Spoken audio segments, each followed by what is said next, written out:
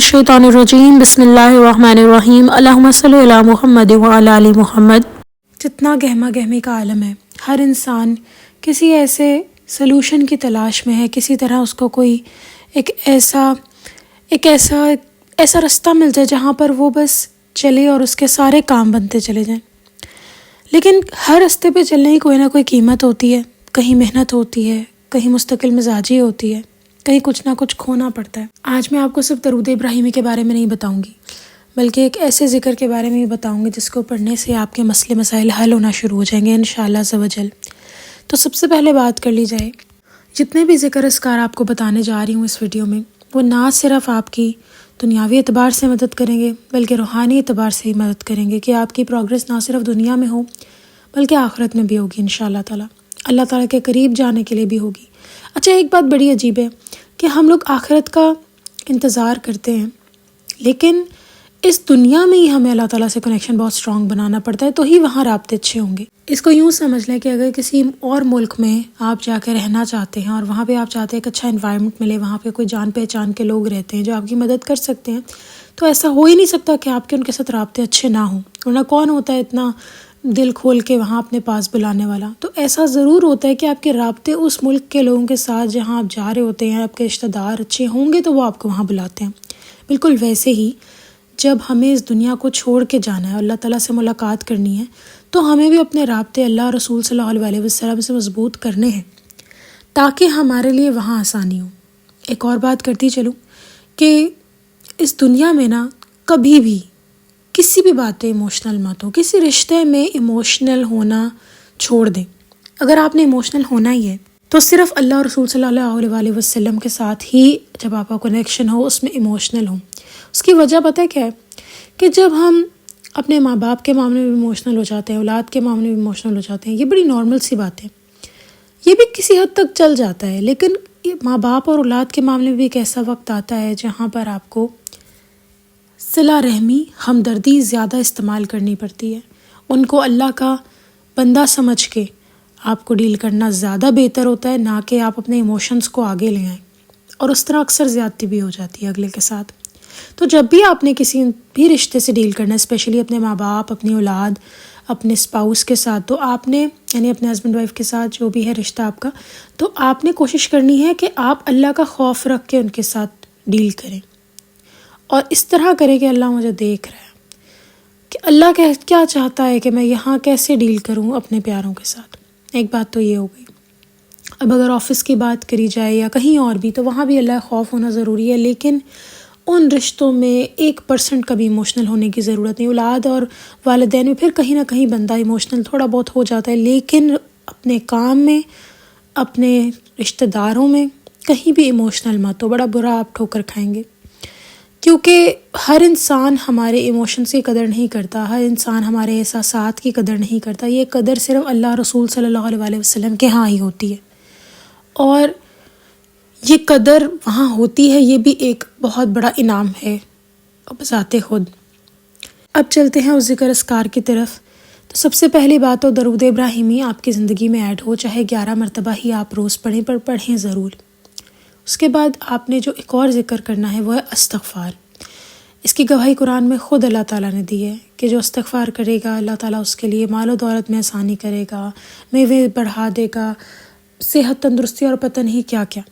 یہ چیز اللہ تعالیٰ نے خود قرآن میں استغفار کے بارے میں بتائی، یہاں تک کہ یہ بھی کہا ہے کہ اگر وہ مجھ سے بخشش مانگیں گے تو میں انہیں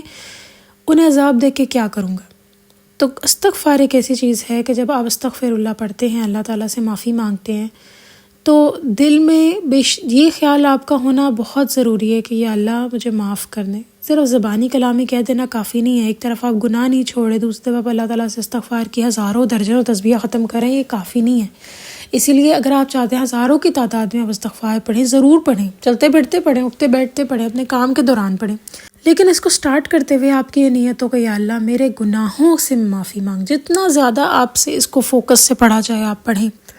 پڑھتے پڑھتے بیچ میں ایک دم خیال آ جائے تو اپنا فوکس جو ہے وہ اس کی طرف شفٹ کریں۔ ہوتا ہے ذکر اذکار کرتے ہوئے ہماری سوچیں ادھر سے ادھر گھومتی ہیں، لیکن ہم نے کوشش یہ کرنی ہے کہ جب بھی ہم استغفر اللہ پڑھ رہے ہو، اللہ تعالیٰ سے معافی مانگ رہے ہو، تو ہمارے دل میں خیال ہو کہ یا اللہ میں آپ سے معافی مانگ رہی ہوں، مجھے معاف کر دیں، میرے سے گناہ ہو گیا یا اللہ مجھے معاف کر دے، میں نے بہت گناہوں میں زندگی کاٹی ہے یا اللہ مجھے معاف کر دے۔ اور پھر آپ دیکھیں کہ آپ کے حالات کیسے بدلتے ہیں۔ اب بہت سارے لوگ کہتے ہیں استغفار پڑھنے کے لیے بھی جو ہے وہ آپ کو اجازت کی ضرورت ہوتی ہے، تو آپ نے کرنا یہ ہے کہ اگر ایسا کوئی ڈاؤٹ ہے آپ کو کسی اجازت کی ضرورت ہے یا نہیں، تو جب بھی آپ نے استغفار شروع کرنا ہے، یعنی اب جیسے کہ آپ آج سے شروع کرنے والے ہیں، تھوڑا سا صدقہ آپ دے دیں، 11 روپے 12 روپے اس طرح آپ دے دیں۔ اور اس کے بعد آپ نے کیا کرنا ہے، کم سے کم 5 روپے بھی دیے جا سکتے ہیں، زیادہ سے زیادہ جتنا آپ دینا چاہیں۔ اس کے بعد فرض کر لیں کہ آپ نے 9 بجے، صبح کے 9 بجے سے آپ نے استغفار کرنا شروع کیا ہے، یعنی استغفر اللہ کی تسبیح پڑھنی ہے، آپ نے شروع کرنی ہے، تو آپ نے 11 مرتبہ درود ابراہیمی پڑھ لیا۔ اب اس کے بعد آپ نے استغفر اللہ کچھ پڑھا، چاہے آپ جتنا مرضی ٹائم، اگر تو اسی ٹائم ایک ہی نشست میں بیٹھ کے پڑھنا چاہتے ہیں تو پڑھیں، اور جب آپ نے جتنا پڑھنا ہے پڑھ لیا تو 11 مرتبہ درود ابراہیمی اینڈ میں بھی پڑھ لیجئے اور دعا مانگ لیجئے۔ لیکن اگر آپ چاہتے ہیں آپ سارا دن پڑھتے رہیں تو آپ نے کیا کرنا ہے، 11 مرتبہ درود ابراہیمی پڑھا سٹارٹ میں، پھر استغفار شروع کیا، بے شک 100 مرتبہ پڑھ لیا یا 50 مرتبہ، 11 مرتبہ، یعنی شروع کرنا ہے کہ اس کے ساتھ جوڑنا ہے، اور اس کے بعد پھر آپ سارا دن پڑھتے رہیں استغفر اللہ بسم اللہ کے ساتھ۔ اگر بیچ میں بول پڑے تو کام ہے، کچھ بھی ہے، آپ استغفر اللہ پڑھتے جائیں، اور رات سونے سے پہلے آپ دوبارہ سے 11 مرتبہ درود ابراہیمی پڑھ کے ایک طرح سے وہ کہتے ہیں نا کہ ونڈو کلوز کر دی، بالکل وہ کریں، اور پھر آپ جو ہے وہ دعا مانگ لیں۔ لیکن پلیز درود ابراہیمی پڑھنا مت چھوڑیں، یہ بہت ضروری ہے کہ آپ درود ابراہیمی پڑھیں اور ڈیلی بیسس پہ پڑھیں، جتنا ہو سکے آپ سے پڑھیں اتنا، لیکن پڑھیں ضرور، درود پاک کو مت چھوڑیں۔ کوئی ایسا درود بھی آپ پڑھ لیں جس میں سلام ہو، غرض یہ کہ آپ جو بھی سیغہ پڑھ رہے ہیں درود کا پڑھیں، لیکن استغفار ساتھ میں لازماً کریں۔ اور سب سے بڑی چیز یہ کہ آپ نے درود ابراہیمی نہیں چھوڑنا، یہ ہم سب سے بڑی غلطی کرتے ہیں درود ابراہیمی چھوڑ کر۔ میں نے بہت سارے لوگوں کے واقعے بھی شیئر کیے ہیں جو کہ درود ابراہیمی جب انہوں نے چھوڑا تو کیا کیا ڈفرینس آیا۔ ہر ذکر کے نا ایک نور ہوتا ہے، ہر ذکر کا نور ہوتا ہے، جو آپ کے حصار میں، آپ کے ارد گرد جو ایک حصار ہوتا ہے، یا اگر دوسرے لفظوں میں بات کروں تو ہمارے ارد گرد جو اورا ہوتا ہے وہ 7 فٹ کا ہوتا ہے۔ آپ ابھی جہاں بھی بیٹھے ہیں آپ کے ارد گرد یوں سمجھ لیں آسان لفظوں میں کہ ایک انرجی ہے 7 فٹ کی جو دائرے میں آپ کے ارد گرد ہے، اور اس دائرے کے اندر جتنے بھی لوگ ہیں، اگر آپ کے اس 7 فٹ کے اندر بیٹھے ہیں تو ان کی اور آپ کی انرجیز میچ کر رہی ہیں۔ کبھی یہی وجہ ہوتی ہے کہ اکثر اوقات کہیں ایک دم سے غصہ کوئی انسان کر جائے تو اس کا اثر آپ کو بھی ایک دم پڑ جاتا ہے، کیونکہ آپ ان کے اس انرجی والے دائرے میں آ رہے ہوتے ہیں۔ اور ضروری نہیں ہے 7 فٹ کا ہو، بہت سارے لوگوں کا یہ وسیع بھی ہو جاتا ہے، ڈیپینڈ کرتا ہے پرسن ٹو پرسن، ہر انسان کے اوپر۔ تو بس یہی کہنا چاہوں گی کہ جتنا زیادہ ہم ذکر اذکار کرتے ہیں اس دائرے میں بہت زیادہ پازیٹیوٹی آتی ہے، اور اللہ تعالیٰ ہمیں ہر نیگیٹو چیز سے بچانا شروع کر دیتے ہیں۔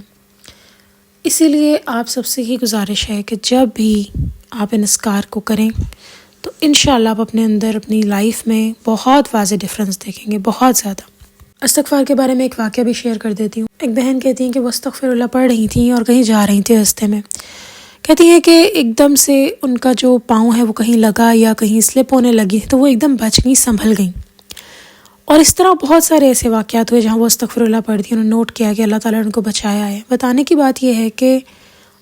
استغفار آپ کو، جیسے قرآن میں اللہ تعالیٰ نے فرمایا ہے کہ جب ہم سے بخشش مانگیں گے تو ہم انہیں عذاب دیکھ کے کیا کریں گے، تو یہ جو چھوٹی چھوٹی مائنر انکنوینئنس ہوتی ہیں تو ایسی ہٹ جاتی ہیں انسان کی زندگی سے۔ لیکن پھر وہی بات کہ پلیز درود ابراہیمی پڑھنا مت چھوڑیں۔ انشاءاللہ نیکسٹ ویڈیو میں آپ کے ساتھ مختلف واقعات شیئر کروں گی درود ابراہیمی سے ریلیٹڈ اور درود سے ریلیٹڈ، تاکہ آپ لوگوں کا زیادہ سے زیادہ آپ لوگوں کو موٹیویشن مل سکے انشاءاللہ۔ اور میں دعا کرتی ہوں اللہ تعالیٰ ہمیں نبی پاک صلی اللہ علیہ وآلہ وسلم سے جوڑے رکھے کنیکشن میں ہمیشہ، اور وہ بہترین کنیکشن کا ذریعہ درود ہے، اور اللہ تعالیٰ ہمیں اپنے نیک مقرب بندوں میں شامل کریں۔ ایک دعا بھی اپنے روٹین میں ایڈ کر لیں نفس کے لیے، اللہم آت نفسی تقواہا وزکیہا خیر من زکاہا ولیہا ومولاہا، یا تو یہ کر لیں، یا ایک اور نفس کی دعا ہے اللہم رحمتک ارجو فلا تکلنی الی نفسی طرفت عینی واصلح لی شأنی کلہ لا الہ الا انت۔ نماز میں آپ یہ دعا مانگ سکتے ہیں۔ ہمارا جو نفس ہے نا، ہمیں برائی کی طرف ضرور لے کے جاتا ہے، کیونکہ ہمیں لیزینس، تھکا دینا، ان سب چیزوں کی طرف لے کے جاتا ہے، لیکن ہمیں اللہ تعالیٰ سے ہمیشہ مدد مانگنی ہے۔ ہم اللہ تعالیٰ کے بغیر کچھ بھی نہیں ہے، اللہ تعالیٰ کی مدد ہے تو ہم ہیں، اللہ تعالیٰ کی مدد نہیں ہے تو کچھ بھی نہیں ہے۔ انسان کہاں پڑا ہے، کدھر ہے، کس کونے قدرے میں انسان پڑا ہے، ہمیں پتہ بھی نہیں ہے۔ تو بس اللہ تعالیٰ کی مدد ہمارے ساتھ ہمیشہ رہے، اللہ تعالیٰ کا فضل و کرم رہے، اللہ تعالیٰ کا رحم ہم پہ رہے، رب اغفر ورحم وانت خیر الراحمین. اللہ تعالیٰ ہم پہ رحم و کرم کرتے رہیں. آمین یا رب العالمین. چلیں جی انشاءاللہ نیکسٹ ویڈیو میں پھر حاضر ہوں گی. تب تک کے لیے اللہ حافظ.